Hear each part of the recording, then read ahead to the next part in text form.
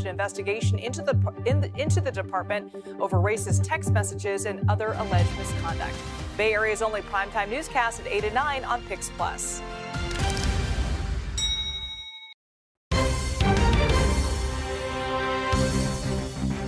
This weekend we had beautiful sunshine throughout the Bay Area, but today it's a lot more cloudy all along our coastline and up into the North Bay, where we woke up with some heavy clouds widespread throughout the Bay Area this morning, actually, and we see that on Futurecast. As we head into the next couple hours, we continue to watch these clouds roll in from offshore with some light showers associated with them too, and that mostly stays isolated along the coast into the South Bay, especially as we head into our afternoon hours around 3 o'clock near Santa Cruz, Gilroy, and everywhere to the south of that. We're going to watch those showers continue to break apart. For the rest of us, we're left with clear conditions. And you know what's great about the forecast? Once those light showers move through today, we're left with a nice dry break just in time for Tuesday and Wednesday with plenty of sunshine widespread throughout the Bay Area. It's going to look gorgeous for us as we head into the next couple of days. The winds are going to start dying down. We're seeing plenty of sunshine, but of course, everything comes to an end at one point, and we see rain return into the Bay Area Thursday, Friday, and Saturday. It starts to clear up as we head into our Sunday forecast, but it's worth noting that that system's going to move in from the Gulf of Alaska, and with it,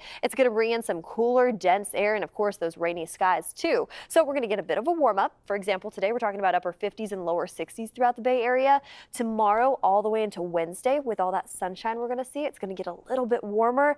And then suddenly we're talking about a quick cool down into the weekend once the rain rolls in. And you can see that perfectly depicted right here on our next 7 days. Sunny skies for us for our Tuesday and Wednesday forecast. There's that warm up I was talking about, and watch from upper 60s to low 50s just like that as we see more rain roll in heading into the rest of this week. San Francisco police are searching for an arsonist after 2 Teslas were torched on the same night. A suspect was caught on camera over the weekend. Both of these fires happened in the exact same neighborhood. The first car was destroyed while parked in the Soma neighborhood. The second car parked just a block away. Our Daly spoke to the owner of one of the cars, who shared video you'll only see on CBS News Bay Area. An arsonist caught in the act. The person sets papers on top of the front passenger tire of a 2020 white Tesla Model Y. He uses a lighter to burn the papers and walks away.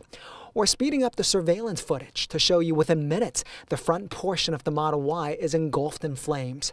A neighbor shares this cell phone video, the flames shooting about 10 feet into the air. This happened on Saturday morning around 12:45 a.m. near the intersection of Shipley and 4th Streets.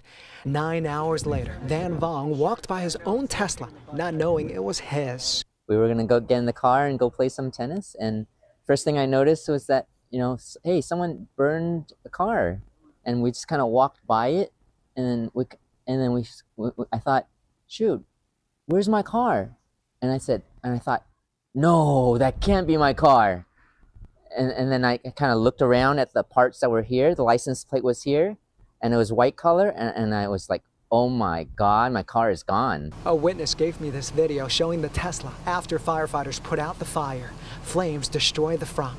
There was a radiator, and there was my license plate, and there was some melted umbrellas and some clothing that I recognized too. The heat melted the back of a red Hyundai parked in front of the Tesla and charred a nearby tree. About 30 minutes earlier, 1 block away on Bonifacio and Mabini Streets, flames also destroyed another Tesla Model Y. I smell something, and then I woke up, and then I see this red a lot of smoke also. Smoke, and then I opened the window and then look at it. My God. These 2 witnesses called 911 and said firefighters responded very quickly, but they say the Model Y was also destroyed. I can't believe it's random, I guess. That's what's scary, because why would they go after those cars? It's an electric car, and they know that electric cars have big electric battery fires. And so that's probably why they did that. That's one theory. Police say only the arsonist can explain why. 2 Model Ys on 2 alley streets, 1 block apart. The arsonist appears to be a man wearing a hoodie or a beanie. He carried a few bags. I showed Van the surveillance video. He doesn't recognize the arsonist. I think it's random, is my guess. Sad and disappointed that there's such bad guys out there. Van drove his Tesla from Seattle to visit his two sons. They're studying at a San Francisco dental school. He'll rent a car to drive back to Seattle. I hear it's beautiful and it's ugly, and we got hit by the ugly. Well, some Tesla owners in the neighborhood say they plan to pay for garage parking until the suspect is caught.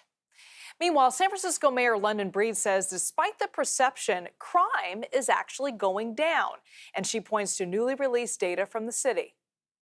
We're definitely doing better. But some business owners aren't feeling that reality. Our Max Darrow sat down with the mayor to see how she plans to address these problems. We have the lowest crime rate in 2023 than we've had in 10 years, not including 2020 when we shut the city down. That's the word from San Francisco Mayor London Breed. And SFPD data shared by her office that is publicly available shows the reality. When comparing January 2024 to January of 2023, property crime is down 32%, violent crime down 11%. During the same time frame, the numbers show a 39% reduction in larceny theft, which includes car break-ins and retail theft, an 11% reduction in robberies, and a 20% reduction in burglaries. Looking at January 2024 versus the three-year average across January 2018 to January 2020, the numbers show property crime is down 40% and violent crime down 24%. All of the work that we're doing with alternatives to policing, with our police department, with the community-based organizations, how we're bringing all of that together has led to significant change on the streets of San Francisco. The numbers may be reality, but for some, they're just numbers, because that isn't the reality they're experiencing. Jeff Wu is the owner of Il Canto Cafe. He's happy to be in downtown San Francisco. However, we just had a break-in in December. With less foot traffic after the pandemic, he only does takeout and delivery orders. But right now, at this moment at least, he doesn't want to bring people back inside. You just don't know the people that are coming by anymore. That's one big reason why we don't let people in. We've had some crazy people outside. They do their thing outside, but as long as they're not in here. And just this past week, and it's like everything is locked up. The team at Frederickson Hardware at Fillmore and Union showed CBS News Bay Area the steps they're taking to reduce shoplifting at their store. Need a replacement? After a recent string of thefts, they now have employees escort customers as they shop. It was still locked, but just longtime employee Sam Black says they've experienced the worst bout of shoplifting he's seen in his more than 20 years working there. It's just been lawlessness. I've never seen anything like this, not even close. Both realities can exist at the same time, but making things more complicated, perception. There's a lot of things that went into helping us to get to this place, and that momentum is continuing. How do we get that across to people, though? I still talk to people every day who tell me, gosh, are you safe? You live in San Francisco, Max. How do we get this message across that crime is not as bad as it was? Yeah, well, that continues to be a very hard one, and I think, the press and the conversations that the press have, the negative stuff seems to get a lot more attention, and what doesn't get attention are the exciting and positive stories. The data does show progress for San Francisco's efforts to reduce crime. Is it where it needs to be? No, but this is a major city. There will always be challenges around crime, but sadly, San Francisco continues to be a bit of a punching bag for a lot of folks who don't necessarily live here.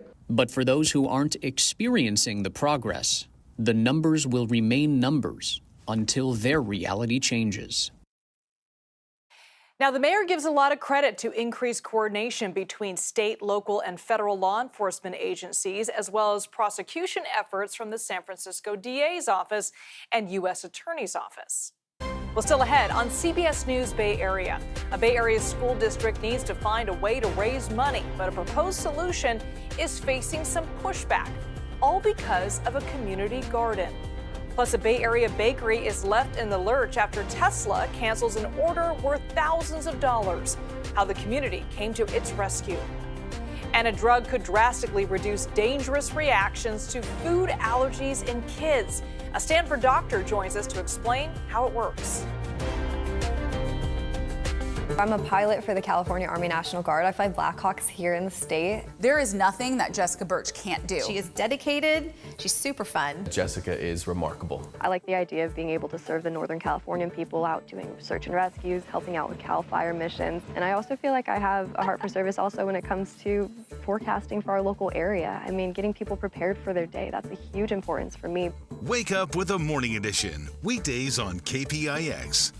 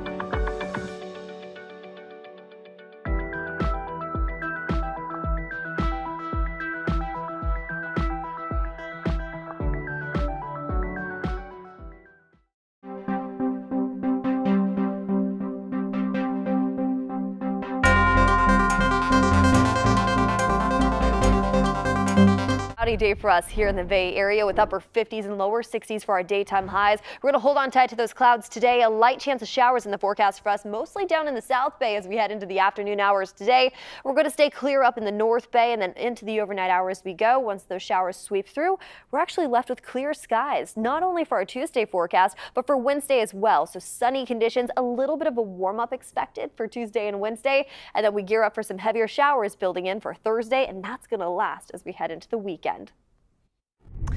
Another Bay Area school district is seeing a cash crunch. School leaders in Daly City say they need to lease and develop land they already own to help fund education opportunities for their students and ease the city's housing shortage.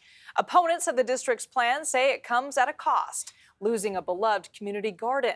Sean Chitness reports from Daly City ahead of a city council vote to give this project final approval. The community garden is located behind district headquarters, which you can see right there. Now, the district is leaving this building no matter what, but they want to be able to develop the surrounding land, including the garden and that district office, similar to what you can see right over here where they have housing already at this site. But those that support the community garden say that, one, they're not sure that this project will actually bring in the money that the district is promising, and two, they don't want to see that garden go because they say it is unlike any other in Daly City.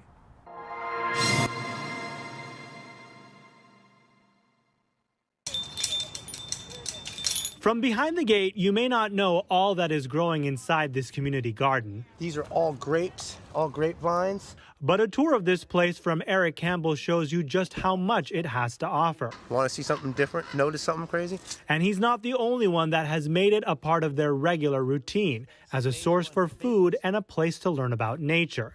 Many people in Daly City want to keep the garden and preserve what we have. District leaders say the garden isn't sustainable, though. When they move their headquarters, that takes away the resources needed to support it.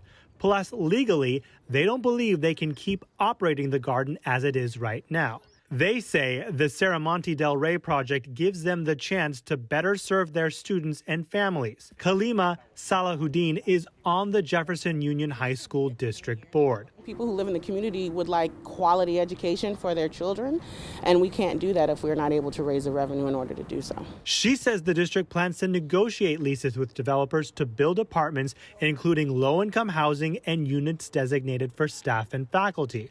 The district will still own the land, and money collected from the leases will go toward its general fund, a way to avoid more taxes. Daly City does not have the income that will be able to afford market rate in the Bay Area. Supporters of the garden say the new homes will be too expensive. District leaders push back, arguing market rate apartments still help to address the housing shortage, along with the affordable housing units designated in the project. As somebody herself who struggled with housing, that has been homeless in the past, I wanted to build something that would be inclusive of all types of people in all types of financial situations. The plan also includes green spaces and a new community garden. But those who love this one already here say a lot will be lost when it's gone. This land right here is ancestral homelands of the Ramaytush. Kata Gomes is a Ramaytush descendant. The garden has taken on special meaning for members of the indigenous community. It's part of our culture. It's part of who we are. Our ancestors are buried in this soil for thousands of years. But the district says while it recognizes they exist on the ancestral homeland of the Ramaytush Ohlone people, they were unable to find any record of an indigenous presence on this site. We continue to be open to having discussions about how to program the green space that's available here. We're willing to work with anyone who wants to work with us. An opportunity to create a new gathering place that can bring a community together, hoping to become another step closer to reality. But it still separates that community today on whether it's in the best interest for Daly City. Supporters of the community garden will be at the city council meeting tonight. They hope to convince elected leaders to try and find some other way to support the district financially without moving forward with this project. The district wants to point out that it has taken this approach before, developing and leasing land that it already owns. It did that 30 years ago with one project, and it is still collecting money from it. Well, it has been a roller coaster of a few days for a South Bay bakery. It started after Tesla ordered thousands of pies and then canceled that order. But now they're seeing a boost in business, all thanks to the community. As Len Ramirez reports, when the news spread about Tesla stiffing them, customers came to the rescue, and now CEO Elon Musk is vowing to do the same. Elon Musk responded. San Jose baker Vongi Rosa Terranera was excited when she got a notification that Elon Musk went on X to say Tesla wanted to do right by the bakery. People should always be able to count on Tesla trying its best. Vongi said she'll wait and see if Tesla follows through because she's had an up-and-down relationship with the electric car maker. We're trying to refill, but it started when Tesla placed a $16,000 order for her sweet and savory mini pies for a Black History Month event the company was throwing. And she was excited to work with me, so I was excited to work with them. But just a few days later, Tesla abruptly canceled. And then she sent another text saying, "Hey, sorry, we're not gonna do. We will not need this order. I appreciate your support." And that was that. Yes, very heartless to me, but. But it gets worse. Vongi had already paid for the extra ingredients, scheduled the staff to work overtime, and turned down other business. For us, it's a big order. 4,000 pies is a big order. And so I turned down three inquiries for Black History Month events to be able to do the job for them. And they don't even see that. Like, it's lost revenue for me, they don't care. People started talking, and once that story got out, customers started streaming in. There were lines out the door from people who wanted to support the small bakery that was snubbed by a business giant. We're here to support since Tesla screwed up, and that wasn't right to put in a large order like that and then all of a sudden change their mind. It's a small business. I'm sure it's her livelihood. It touched me. How a business has to source materials, pay up front many thousands of dollars, and then they do not get reimbursed. The publicity is turning things around, so many orders are now coming in, some from across the country. My head was spinning from all the support, and it's just incredible. And I feel blessed. I feel like I didn't ask for it, so I feel like, wow. She says it's starting to make up for what was lost revenue-wise. She now knows she has a bigger and more loyal customer base that she can count on long after the Tesla flap blows over. It's that time of year again for a spectacular sight at Yosemite. This is a look at the so-called Firefall. It was sent in from one of our viewers. The phenomenon happens every February at Horsetail Fall. That's on the eastern of El Capitan in Yosemite Valley. Now, it happens only in the wintertime as the setting sun hits the water at just the perfect angle. Isn't that spectacular? Well, still ahead, a new drug is showing promise in helping prevent dangerous reactions to food allergies in kids. A doctor with Stanford will join us with more on how it works. And a reminder, you can stream CBS News Bay Area wherever, whenever. Catch all of our live newscasts plus news and weather updates throughout the day. Find us on the free CBS News app or on Pluto TV.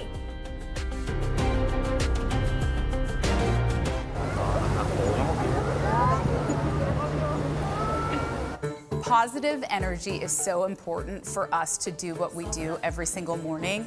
And like a family, we're building each other up. How can we get the best Reed? How can we get the best Gianna? And of course, the best Jessica and Nicole. I just want to make sure that every single day our viewers tune in and they're getting something authentic, genuine, and real. What you see on air, that's me, that's Reed, that's Gianna. That's who we are when the lights are turned off. Wake up with a morning edition, weekdays on KPIX.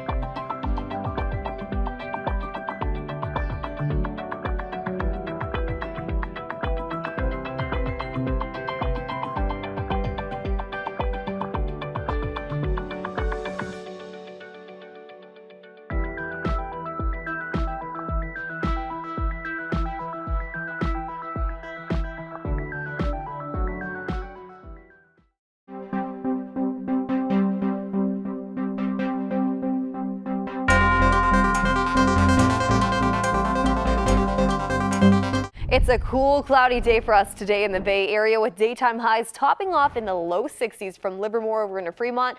Same trend all the way down into the Santa Clara Valley. Now it's a mild afternoon for us with a light chance of showers in the forecast, and I'll show you that in just a second on the models. But for the rest of us, it's just cool and cloudy as we gear up for 2 sunny days right around the corner. Tomorrow's going to look gorgeous. It's going to look like yesterday did actually, but today we just have some weather moving its way through and some gusty conditions into this afternoon along our coast and up into the North Bay. Wind speeds anywhere up to around 25 to 30 miles per hour are expected at times, and we'll continue to watch those showers build in from offshore throughout the afternoon hours today down in the South Bay. Notice this, on Futurecast from that 2 to 3 o'clock hour all the way into Santa Cruz, potentially into Gilroy and up into the Santa Clara Valley. That's where we're seeing light showers kind of trickle their way through. Now it clears up into the overnight hours tonight, and then we expect sunshine in the forecast for us for Tuesday and Wednesday as we await heavier showers to build in for our Thursday, Friday, and Saturday forecast. So a little bit of everything for us as we head into this week. There could be a breakthrough in treating food allergies, especially in kids. Researchers at Stanford Medicine say there is a drug that could prevent dangerous allergic reactions in children. The CDC says about 8% of kids in the U.S. suffer from some sort of food allergy. Dr. Sharon Chandraja with Stanford Centers for Allergy and Asthma Research joins us now with more on all this. Thank you so much for joining us this morning. Let's start with the basics. How does this drug work, and how young is too young to start taking it? Oh, well, thank you for having me. This is a huge breakthrough for our food allergy families. This drug, omalizumab, also known as Xolair, works as an anti-IgE. It's against allergic antibodies. And our food allergy patients make allergic antibodies to proteins in foods, which causes reactions that we all get scared about. And so this drug takes those allergic antibodies out of circulation. Unbelievable. It's funny. I have 2 little boys, and I know so many parents where they have this constant daily struggle with their kids who have allergies to foods, and it's terrifying. And especially if your child wants to go to a play date or a birthday party, you really have to plan ahead. It's very difficult. So, for parents with little kids, what signs should they look out for that a child may have food allergies? Oh, yes. I know food allergies can be diagnosed at any age, and a typical reaction occurs right after you eat a food. And you might notice hives or a rash on the face or anywhere on the body, nasal congestion, coughing, sneezing, vomiting, a tummy ache. And normally it happens within minutes of eating that food, but can occur up to 2 hours after eating that food. So how does this drug work? Is it an injection? Is it a spray? Is it a pill? How often does the child have to take it? Yes. So the way we studied it, it's an injection every 2 weeks or every 4 weeks. It depends on how allergic you are. And you take it for a long period of time because food allergy is a chronic disease. And our study led to the FDA approval of this drug now for food allergy kids as young as 1 year of age and adults. So It's really amazing that this can offer a level of protection for children and adults. Now, how long would patients need to take this drug? Is this something they would have to do for the rest of their lives? Or I know a lot of kids end up growing out of their food allergies. Yes. So as far as we know right now, you have to take it for the long term until more research is available to understand how long we have to take this. And shots aren't easy for many, but certainly allergists are familiar with how to make this easier for patients to tolerate. Now, has this been approved by the FDA? Are you starting to use this in patients that you see in your own practice? What's the efficacy of this? Yes, so it was just approved by the FDA last week based on the study findings from our Outmatch study. And in that study, we saw that it can reduce the risk of allergic reactions to multiple foods in 2/3 of patients who are on this drug. Wow. And that's huge because we tested to amounts that are easily encountered in accidental exposures. This will change the way that our food allergy families live their daily life with this level of protection. Yeah, no question. I know there's a lot of different strategies on how to handle food allergies in kids, and one of them being kind of microdosing, exposing the child in small doses to foods that they have allergies with. Could you do that therapy in conjunction with this drug, or are they 2 kind of separate philosophies? That's a great question. So we just published the first stage of our Outmatch study, which is just the injections alone. Okay. The next stage is looking at exactly that. Can we combine this with other approaches like oral immunotherapy, where there's microdosing of the food that you're allergic to? Wow. Unbelievable. Great research there. All right, Dr. Sharon Chinthraja with Stanford Healthcare. Thank you so much. Thank you. All right, well, coming up in our next half hour on CBS News Bay Area, a local business owner is fighting shoplifting one customer at a time. A San Francisco hardware store is taking extreme measures after a string of thefts. Coming up, we'll show you exactly what they're doing. Plus, when should students start taking algebra? The issue is on the primary ballot in San Francisco, but change is already underway.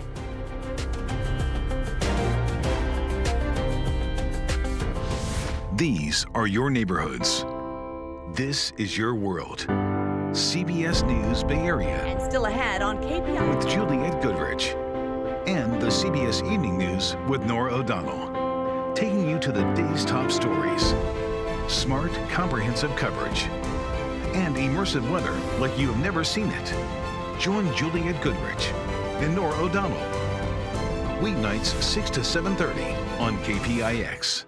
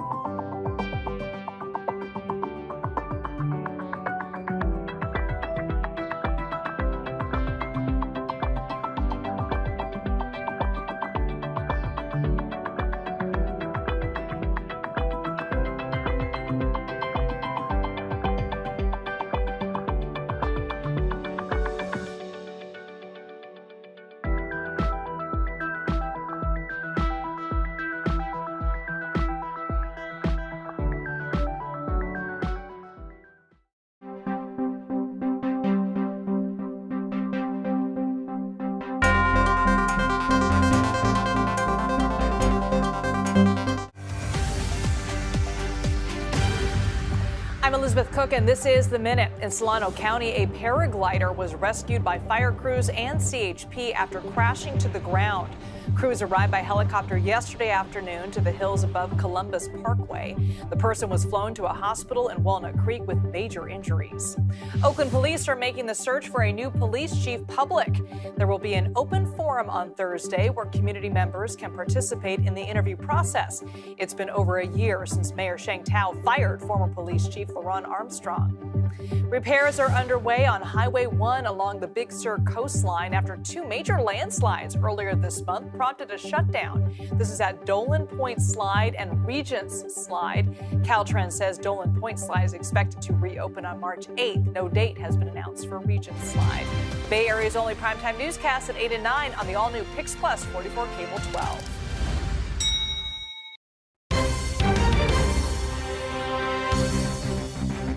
This weekend we had beautiful sunshine throughout the Bay Area, but today it's a lot more cloudy all along our coastline and up into the North Bay, where we woke up with some heavy clouds widespread throughout the Bay Area this morning, actually, and we see that on Futurecast. As we head into the next couple hours, we continue to watch these clouds roll in from offshore with some light showers associated with them too, and that mostly stays isolated along the coast into the South Bay, especially as we head into our afternoon hours around 3 o'clock near Santa Cruz, Gilroy, and everywhere to the south of that. We're going to watch those showers continue to break apart. For the rest of us, we're left with clear conditions. And you know what's great about the forecast? Once those light showers move through today, we're left with a nice dry break just in time for Tuesday and Wednesday with plenty of sunshine widespread throughout the Bay Area. It's going to look gorgeous for us as we head into the next couple of days. The winds are going to start dying down. We're seeing plenty of sunshine, but of course, everything comes to an end at one point, and we see rain return into the Bay Area Thursday, Friday, and Saturday. It starts to clear up as we head into our Sunday forecast, but it's worth noting that that system's going to move in from the Gulf of Alaska, and with it,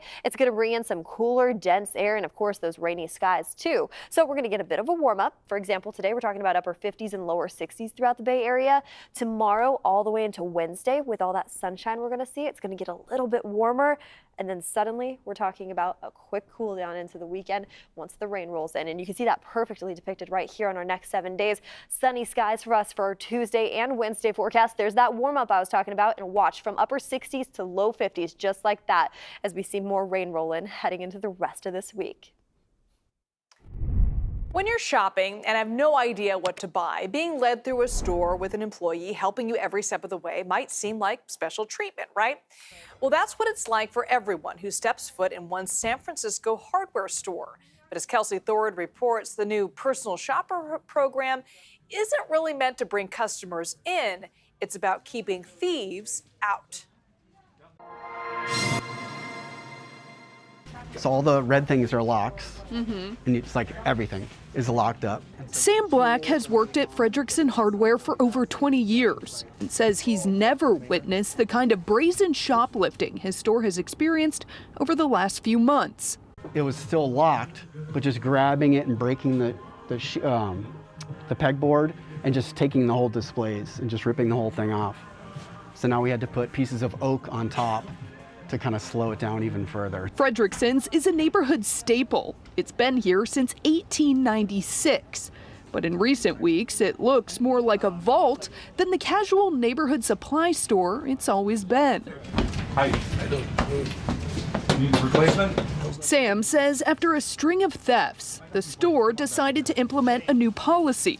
Customers now have to wait at the front to be helped and then are escorted through the store by an employee to find what they want to purchase. It's kind of something we've never done before. I mean, even during COVID, we never really had to do it like this, but just each customer comes in and we just kind of assist them all the way through the whole process. Sam says it's been tough. Doing things like this has not only frustrated some loyal customers, it's also taken away sales of items customers may have purchased if they were able to browse through the store alone. But Sam says at this point, the store has no other choice. It's just been lawless, and nothing's stopping them from stealing. And with the felony thing being so high with the amount, I've never seen anything like this, not even close. Thankfully, Sam says the new policy is working. They haven't had any big incidents since the change. Still, he hopes one day soon they can all just get back to the way things used to be. I just want it to be boring and normal. Now, Sam told us that the shop plans to keep escorting customers through at least the next month, and as long as the theft is still an issue.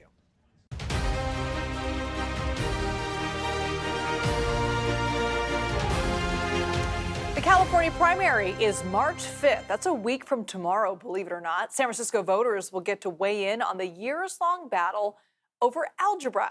Currently, SFUSD students are not allowed to take Algebra 1 until high school, even if they feel they are ready earlier. Devin Feely breaks down the debate, which is already prompting change. 2 years ago, as a freshman at San Francisco's Abraham Lincoln High School, Josie Matakin took 2 math classes in a single year, algebra and geometry. Definitely taking 2 math courses wasn't probably the way I wanted to do it.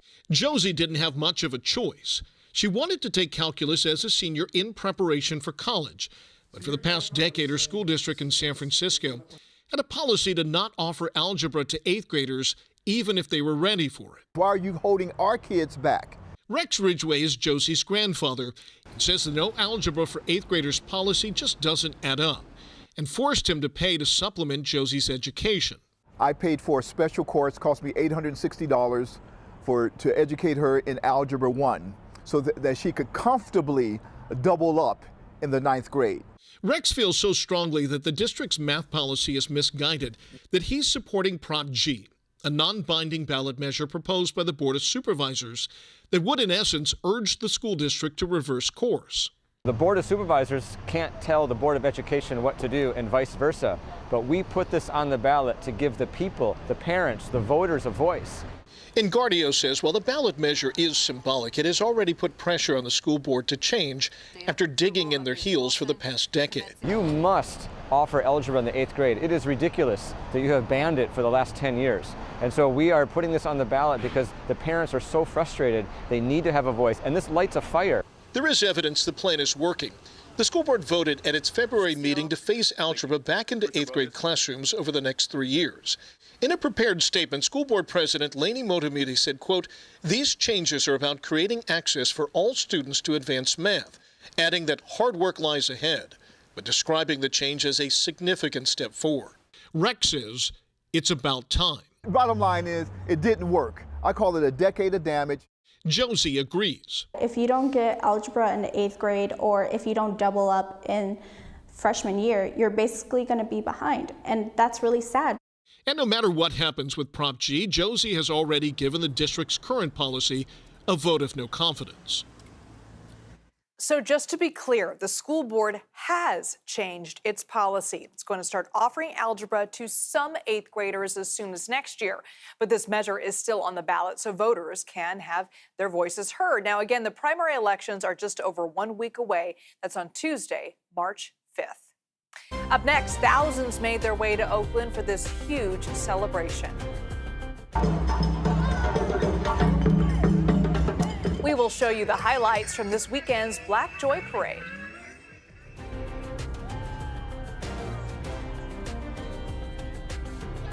I would like to see the headlines that the national press picks up on and say, look, there's another side to the Bay Area. We take those headlines a little step further to sort of connect all these wonderful communities here.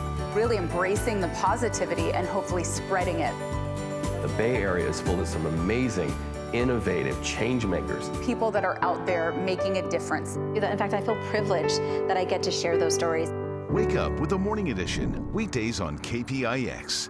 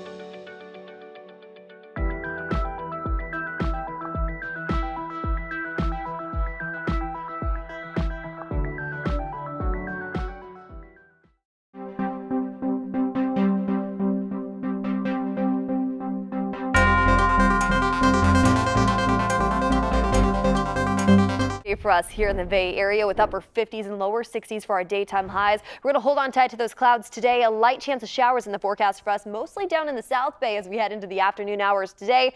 We're going to stay clear up in the North Bay and then into the overnight hours we go. Once those showers sweep through, we're actually left with clear skies, not only for our Tuesday forecast, but for Wednesday as well. So sunny conditions, a little bit of a warm up expected for Tuesday and Wednesday. And then we gear up for some heavier showers building in for Thursday, and that's going to last as we head into the weekend.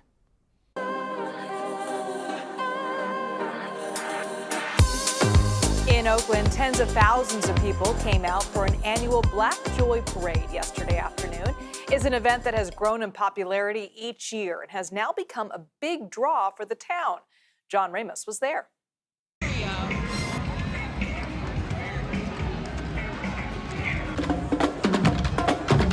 When the parade began 7 years ago, founders Alicia Greenwell and Amber Lester had the idea to bring some joy to the often turbulent streets of Oakland.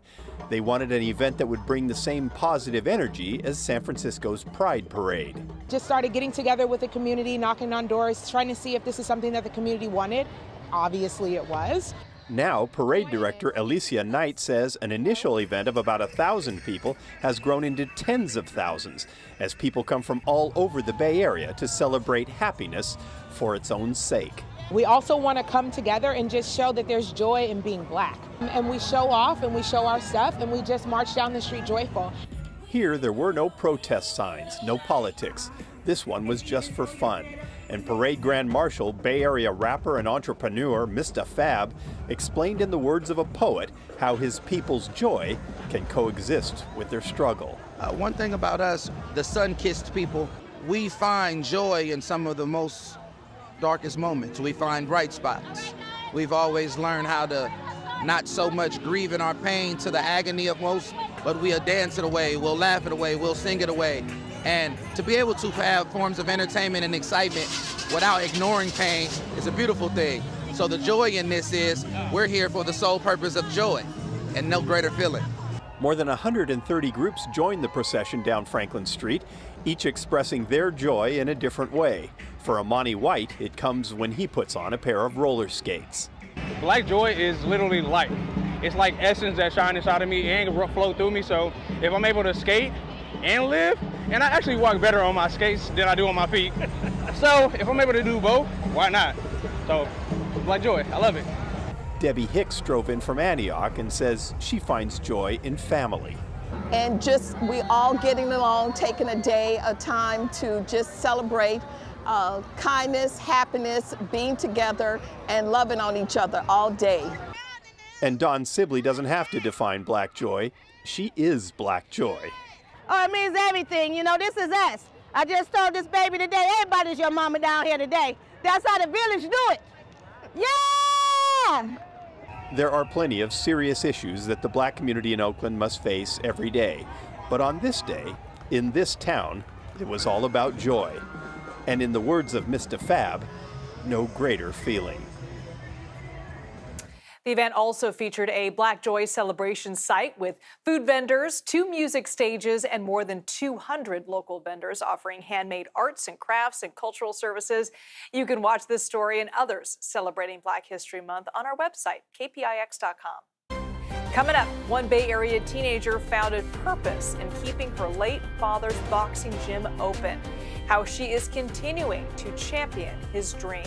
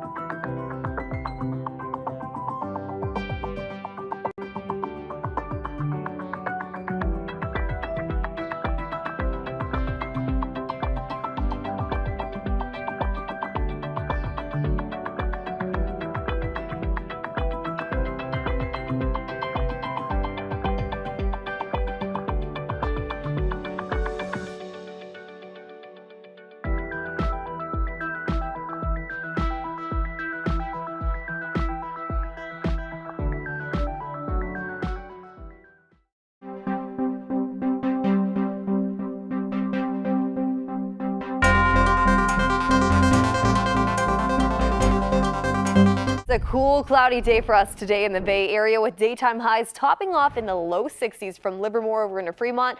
Same trend all the way down into the Santa Clara Valley. Now it's a mild afternoon for us with a light chance of showers in the forecast, and I'll show you that in just a second on the models. But for the rest of us, it's just cool and cloudy as we gear up for 2 sunny days right around the corner. Tomorrow's going to look gorgeous. It's going to look like yesterday did actually, but today we just have some weather moving its way through and some gusty conditions into this afternoon along our coast and up into the North Bay. Wind speeds anywhere up to around 25 to 30 miles per hour are expected at times, and we'll continue to watch those showers build in from offshore throughout the afternoon hours today down in the South Bay. Notice this, on Futurecast from that 2 to 3 o'clock hour all the way into Santa Cruz, potentially into Gilroy and up into the Santa Clara Valley. That's where we're seeing light showers kind of trickle their way through. Now it clears up into the overnight hours tonight, and then we expect sunshine in the forecast for us for Tuesday and Wednesday as we await heavier showers to build in for our Thursday, Friday, and Saturday forecast. So a little bit of everything for us as we head into this week. A Santa Rosa teenager turned her pain into purpose after her world came crumbling down. 3 years ago, Denise Rizzo lost her father to COVID. Her father, Danny Rizzo, ran a boxing gym and trained professional fighters. Our Lorraine Ayub shares how this teen is now championing her father's dream. When it comes to training, well, it's in the blood. Here at Danny Rizzo Pro Boxing Club in Santa Rosa, one young daughter is fighting to keep her father's legacy alive and well. 1, 2. Petite but powerful. Those are just a few words to describe 17-year-old Denise Rizzo.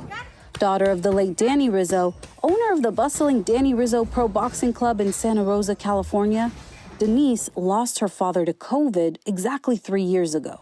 And it was a loss that shook her to her core. I didn't know how to feel. So it just got to the point where, I was pretty down. I was depressed for a couple of months. I went through a really bad phase after he passed away. It was one of her worst hits. At only 14, Denise was left fatherless, and the pain led her to attempt to take her own life. Thankfully, the attempt failed, but her mother, worried for her family, felt it was time to close her father's boxing gym and move forward. That's when everything changed for Denise.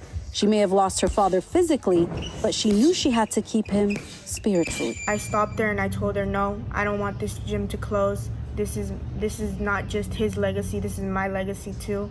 And so she became perhaps the youngest boxing boss there ever was. School during the day and training her fighters thereafter. Denise's father maintained a club full of passionate boxers, and Denise empowers and trains each one, no matter the size. She's dedicated to them and sees them as family.